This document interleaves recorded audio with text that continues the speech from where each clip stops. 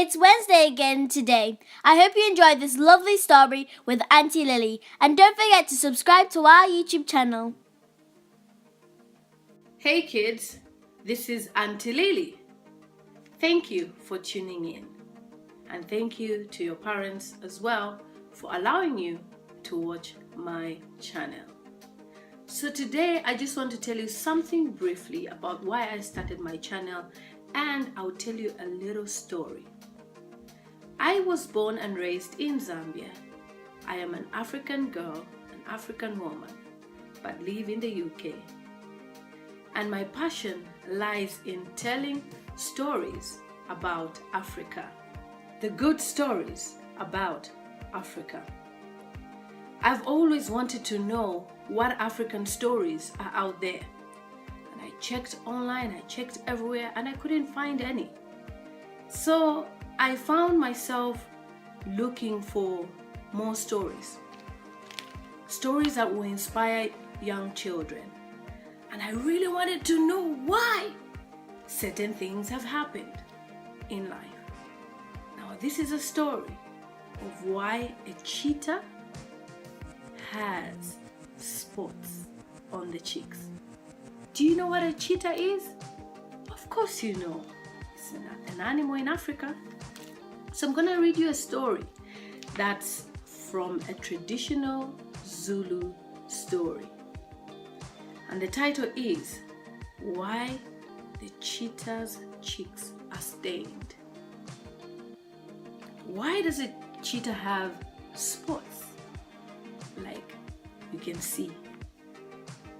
I'm here to tell you that. Let's read. Long ago, a wicked and lazy hunter was sitting under a tree. He was thinking that it was too hot to be bothered with the difficult task of stalking prey through the bushes, looking for prey. He was lazy. He was not bothered. Why should he? So he sat under a lazy tree. You know those beautiful trees that we have in Africa? That's what I'm talking about. I'm sure he was enjoying the breeze of the tree. Below him, in the clearing of the grassy veld, there were fat springbok grazing. Loads of animals were eating the grass. They were eating whatever they could get there. And he was there laying, enjoying himself. Like, I'm not bothered about going there and hunting for an animal. But this hunter couldn't be bothered. So lazy was he. He was very lazy. You know what it means when you're lazy? You don't want to do anything. Even when your parents tell you to do something. Mommy, I don't want to go to the shop. Mommy, I don't want to do this and this. Mommy, I don't want to clean my room. He was lazy like you can be sometimes. He gazed at the head. He was just looking at the head, wishing that he could have the meat without work. When suddenly he noticed a movement off to the left of the back. It was a female cheetah seeking food. Keeping downwind of the herd, she moved closer and closer and closer to them. She singled out on a springbok who had foolishly wandered away from the rest. Suddenly, she gathered her long, strong legs under her and sprang forward. You know how a cheetah goes, right? With great speed. Boom, boom, kudu, kudu. With great speed, she came upon the springbok and brought it down, put it down, and started startling, wrestling with it. As the cheetah quickly killed her prey. So the springbok was dead. The hunter watched as the cheetah dragged her prize to some shade on the edge of the clearing. There were 3 beautiful cheetah cubs were waiting there for her. The lazy hunter was filled with envy for the cubs and wished that he could have such a good hunter provide for him. He was waiting, watching, and was hoping he could also have such a good hunter like the mother cheetah that was hunting for her cubs. Meaning, the lazy hunter had a family at home waiting for him to bring some food. He wished he was as strong as a cheetah, and she was female too. She was strong. So he started imagining himself on a delicious meat every day without having to do actual hunting.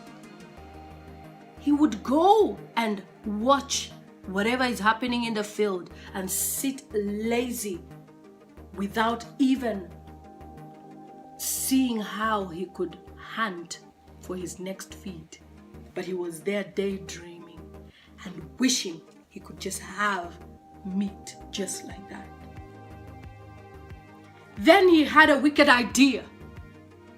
He decided that he could steal one of the cheetah cubs and to train it to hunt for him.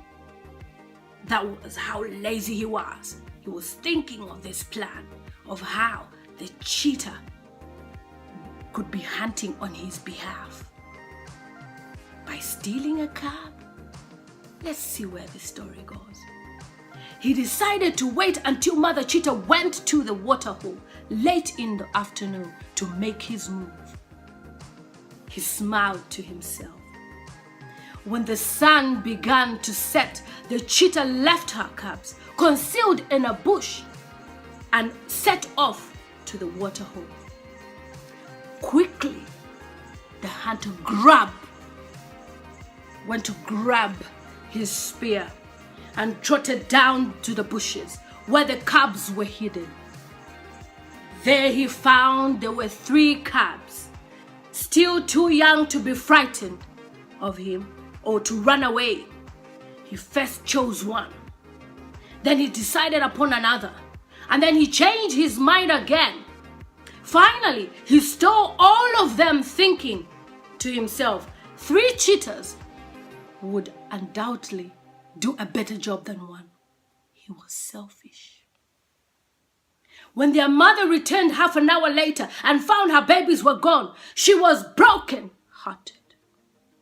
The poor mother cheetah cried and cried and cried and cried until tears made dark stains. Until her tears gave her dark stains down her cheek. She wept all night and into the next day. She cried so loudly that she was heard by an old man who came to see what the noise was all about. Now this old man was wise and knew the ways of the animals. When he discovered that the wicked hunter had done this, he became very angry. The lazy hunter was not only a thief, he had broken the traditions of the tribe. Everyone knew that a hunter must use his own strength and skill and not steal. Any other way of hunting was surely dishonor. The old man returned to the village and told the elders what had happened. The villagers became very angry. They found the lazy hunter and drove him away from the village. The old man took the 3 cheetah cubs back to their grateful mother. But the long whipping of the mother cheetah stained her face forever.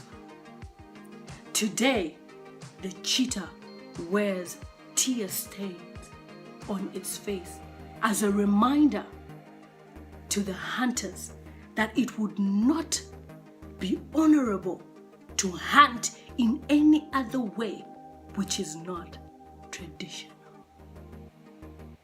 So kids, that is the reason why a cheetah has stained cheeks. Did you like that story? The moral of the story is never be lazy in life. Even when you're at home, when your parents tell you to do something, do it. They are training you for the future so that you can be a better person when you grow up. So with that, kids, thanks for watching this story. I hope you like it. I look forward to sharing more stories to you. Until next time, bye from Auntie Lily. See you next time.